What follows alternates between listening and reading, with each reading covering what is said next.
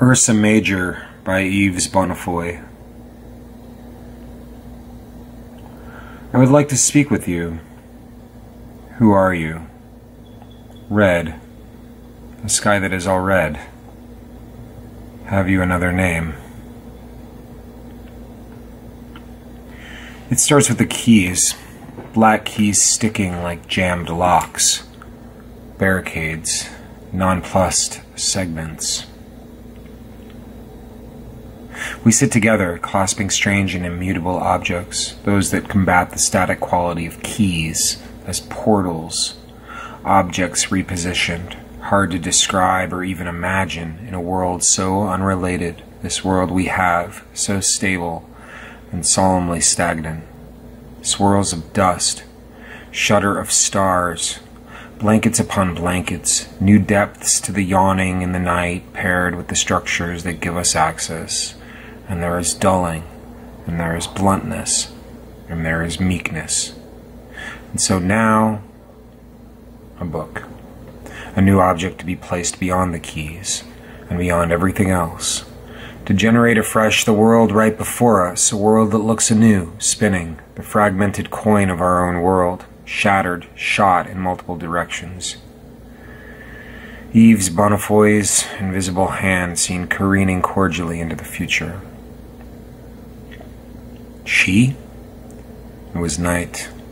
She knocked at the window. I opened. Her huge head filled the window, the whole window. I was afraid. There are moments, and then there are emerged moments to match the morning of those previous. Topical, traditional, noticeable. Beyond the keys there is the book, and then the breath races, gently, quietly, with the heart. Images as quintessential, paramount, as problematic. The fluttering sensations of words transforming worlds beyond the lids. Luring, alluring, and so on. A rhyme meets the rhythm that the French poet would know were he alive. Jubilations whirring, a weirdly episodic and catastrophically clandestine beauty in this book. Shatter open the glass baubles, rupture the density of lenses, burnish the meticulous unknowns with reinforced language. Have we, do you think, existed? The translator, Beverly B. Brahe, has a tongue saintly stoic and wildly rupturing, a test pressuring the secret, softly lit poetics out of the reader. Awareness, sweat on brow, tightness within the skin, the movement ever present, ever so, and yearning. Translations of time and space. Translations of the indefatigable complacency toward the burden of thought. A burden so bright and bountiful we have pride in knowing its presence, its persistence, its faculties and fruitfulness. A reminder, color, questioning, and existence.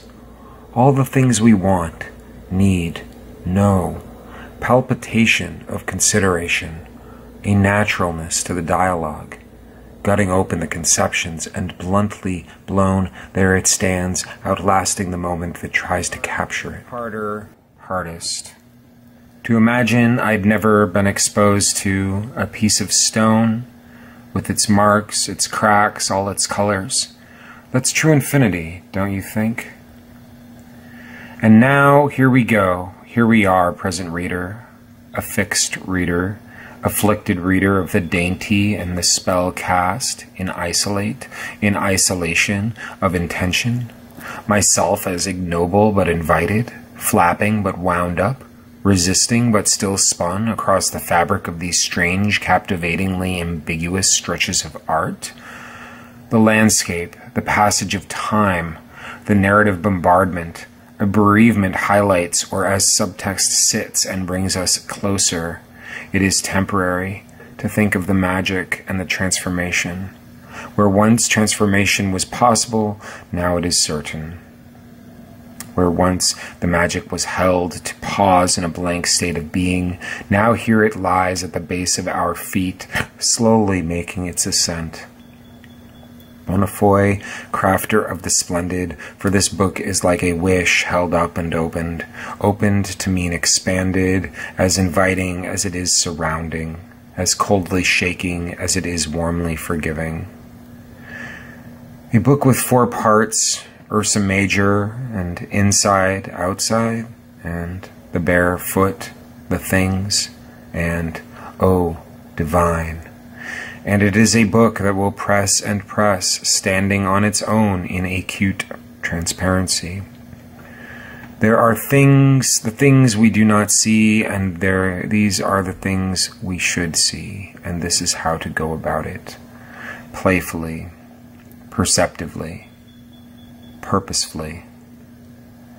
Thinking slightly further, fractals of childhood and the spiral grace, too, spinning in the circles as we blush ourselves past magic, wonder, daze, and the drama of knowing more and more through less and less space. Minimal to bring that tightness back. Objects clasped to be released. The keys touched down upon to be forgotten.